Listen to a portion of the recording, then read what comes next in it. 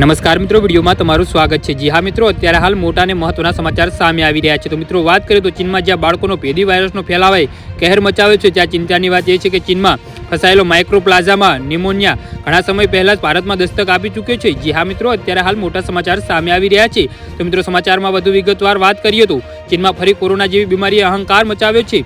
રહસ્યમય નિમોનિયાએ બાળકોને પોતાની ઝપેટમાં લીધા છે। કોવિડની મહામારીથી બચી ગયેલા બાળકોને હવે આ ભેદી બીમારી હેરાન કરી રહી છે। જી હા મિત્રો, અત્યારે હાલ મોટા સમાચાર સામે આવી રહ્યા છે।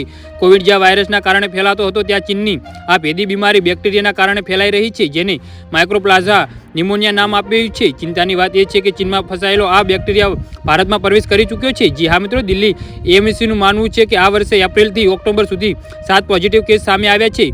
આ માટે 67 ટેસ્ટ કરવામાં આવ્યા હતા, જ્યાં 6 બાળકોનું નિદાન આઈજીએમ એલિઝા ટેસ્ટમાં માધ્યમથી થયું છે। જી હા મિત્રો, અત્યારે હાલ મોટા સમાચાર સામે આવી રહ્યા છે, જ્યારે બાકીના એક બાળકનું નિદાન આરટીપીસીઆર ટેસ્ટના માધ્યમથી થયું છે, જેને જોતા હવે આ બેક્ટેરિયા ફેલાવાને રોકવા સર્વેલન્સ વધારવાની જરૂર ઊભી થઈ છે। જી હા મિત્રો, તો આના વિશે તમારું શું કહેવું છે તો નીચે મારી કોમેન્ટ બોક્સમાં જરૂરથી જણાવજો અને મારી યુટ્યુબ ચેનલને સબસ્ક્રાઇબ કરવાનું ભૂલતા નહીં। વિડીયો પૂરો જોવા બદલ તમારો ખૂબ ખૂબ આભાર।